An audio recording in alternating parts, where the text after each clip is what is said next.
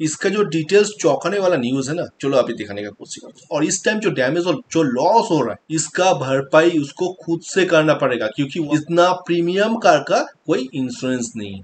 Friends, आज है 25 सितंबर 2025। तो आज का ट्रेडिंग सेशन में टाटा मोटर शेयर लगभग 18 पॉइंट से भी ज्यादा डाउन जाके 664.30 इसी लेवल पे इसका डे को एंड किया।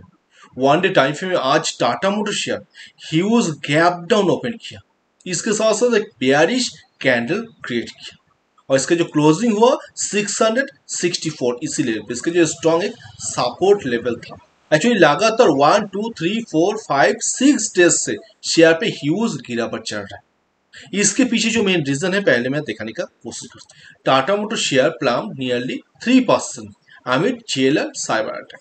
टाटा मोटर शेयर आज लगभग 3 पॉइंट शेयर पे डाउन आपको देखने को मिला। इसके पीछे जो मेन रीजन है जेएलआर साइबर अटैक। इसका जो डिटेल्स चौंकाने वाला न्यूज है ना, चलो अभी दिखाने का कोशिश करते हैं। The report noted that JLR was not insured against this cyber incident, potentially resulting the financial hit surpassing its entire profit from the previous financial year। इसका जो मीनिंग यहाँ पर निकल के आ रहा है, अगर आप किसी भी कंपनी का टाटा मोटर्स, मारुति सुजुकी, महिंद्रा, किसी भी कंपनी का कोई भी कार को परचेस करते हो तो कार का प्राइस अलग से वहां पर जोर जबरदस्ती आपको इंश्योरेंस करा देता है और इसके लिए आपको लगभग 10 से 20,000 रुपीज एक्स्ट्रा पे करना पड़ता है।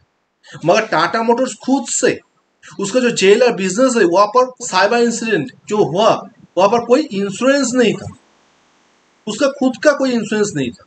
इतना लापरवाही से यहाँ पर उसका जेएलआर का जो बिजनेस है वो रन हो रहा होना नहीं चाहिए, मगर किसी भी टाइम फैक्ट्री में आग लग सकता है। उसका कोई इंश्योरेंस ही नहीं था, उसका खुद का कोई इंश्योरेंस नहीं था जेएलआर बिजनेस का। इतना एक हाई लेवल का कार में कोई इंश्योरेंस नहीं था। अभी इस तरह कुछ निकल के आ रहे थे। इसके साथ साथ इसका प्रीवियस ईयर का जो प्रॉफिट हुआ लास्ट ईयर का फुल प्रॉफिट तो जाएगा, इसके साथ साथ बहुत ज्यादा लॉस हो सकता है। टाटा मोटर्स का जेएलआर बिजनेस पे कोई भी इंश्योरेंस नहीं था। किसी भी टाइम वहां पर उसका साइबर अटैक हो सकता है, फैक्ट्री में आग लग सकता है, किसी भी रीजन से उसका प्रीमियम क्वालिटी कार डैमेज हो सकता है, उसमें कोई इंश्योरेंस ही नहीं है। और इस टाइम जो डैमेज और जो लॉस हो रहा है इसका भरपाई उसको खुद से करना पड़ेगा, क्योंकि इतना प्रीमियम कार का कोई इंश्योरेंस नहीं है। यहां से आपको मालूम चल रहा है कि कितना लापरवाही टाटा मोटर्स कर रहा है। रिसेंटली उसका अगस्त में जो सेलिंग हुआ था ईवी कार का लगभग 8,500 यूनिट सेल हुआ था इस अगस्त 2025 में।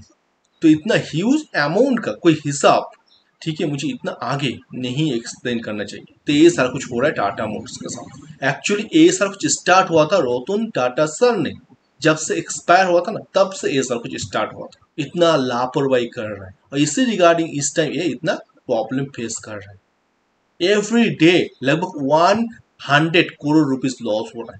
लगभग 1 मंथ से इसका जेएलआर बिजनेस पूरी तरह से स्टॉप है।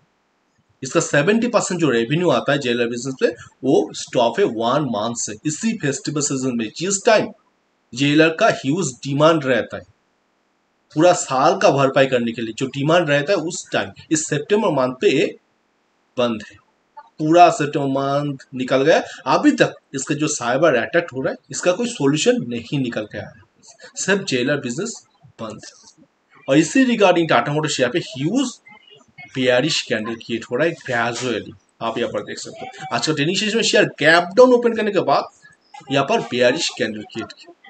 अगर गैप डाउन ओपन करता है, अगर एक बुलिश कैंडल क्रिएट करता है फिर भी माना जाता है, मगर गैप डाउन ओपन करने के बाद यहाँ पर एक बेयरिश कैंडल क्रिएट किया। इसका स्ट्रॉन्ग जो सपोर्ट लेवल है 664 इसी लेवल से रिएक्शन लेके अगर यहाँ से भी फिर से गिरता है अकॉर्डिंग टू द सिचुएशन, मुझे लगता है कि यहाँ पर से ये डाउन जा सकता है। तो इसका नेक्स्ट जो स्ट्रॉन्ग सपोर्ट लेवल है 644 और अगर इसको भी ब्रेक करता है तो नेक्स्ट इसका 607 इस लेवल तक ये आ सकता है।